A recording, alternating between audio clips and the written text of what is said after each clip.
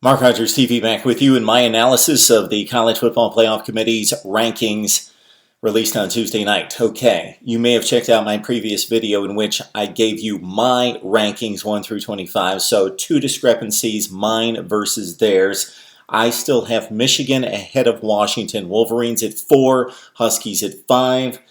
Better resume from Michigan. They just, as the number 3 team in the country, and that was according to the College Football Playoff Committee, as the number 3 team in the country, went to double overtime against the number 2 team in the country and generally outplayed them for most of the game. Number 2 team in the country on the road, double overtime. So take that into consideration, despite a second loss to Washington 11-1. You cannot compare defeating Washington State to going to Columbus and taking on Ohio State to double overtime. Basically a tie game. Okay, the other discrepancy, I've got USC in the top 10 at number 10. Oklahoma State makes it at number 10 according to the College Football Playoff Committee with USC at 11. Okay, best case scenario, worst case scenario for those teams on the bubble. For Ohio State, most people believe that the Buckeyes are in. I'm not completely sure, although it seems illogical to drop the number 2 team all the way down to number 5 after they had defeated the number 3 team in the country. Consider that. Alabama has not lost a game. Therefore, Ohio State has the most impressive, maybe not the most impressive, but the most valued win of anybody in the country, defeating the number 3 team in the country. Okay. Best case scenario for Ohio State is that they get Clemson and Washington to lose and Penn State to lose, since they don't have to hear about the head-to-head situation and worry about that. That would be best case scenario for the Buckeyes. Worst case would be chalk across the board. Clemson, Washington hold, serve. They have the conference championships and Penn State wins, and the committee has to consider a team that won the Big Ten championship and defeated Ohio State head-to-head. All right, for Clemson, win, they're in. I've heard some arguments against Clemson if chaos breaks loose elsewhere and they win ugly over Virginia Tech. I don't see it happening. Worst case scenario for Clemson is, of course, if they lose and chalk holds elsewhere, then they're going to get knocked out of the playoff. For Washington, best case scenario, that they win and that they get a Clemson loss. That is their path to a secure spot in the top 4.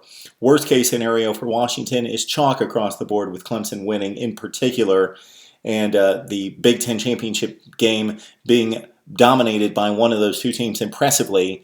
That may usher them ahead of Washington, possibly if the Huskies are not impressive against Colorado.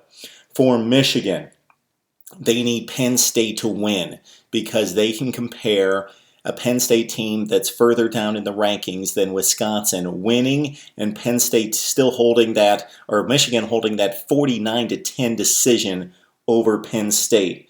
Also, of course, Colorado and Virginia Tech would much help out the Wolverine cause if 2 lower-ranked teams, especially Colorado, wins and knocks out Washington, and Clemson losing as well. Chalk for Michigan and Wisconsin is deadly.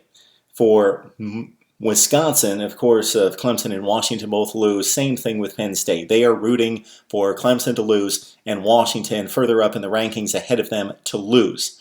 They have the deciding factor of playing in a better conference, what's perceived as a better conference in the Big Ten. Wisconsin has that edge over Colorado, and then they would have defeated a top 6 team in the country or a top 7 team in the country if it's Wisconsin. All right, Colorado at number 8. They need Clemson to lose. They need a ugly Big Ten championship game between Penn State and Wisconsin, with most likely Penn State winning. That's the best case scenario. Otherwise, if chalk holds, Colorado's on the outside looking in. I see basically no way the Oklahoma State winner can get into the college football playoff. I distinguish Oklahoma far over Oklahoma State. It's only 9 versus 10 according to the College Football Playoff Committee, but Oklahoma lost 2 rugged non-conference games. They didn't look good, but they lost to Houston and Ohio State. Oklahoma State defeated Pitt in the non-conference, but their 2 losses are much worse than Oklahoma's at this point.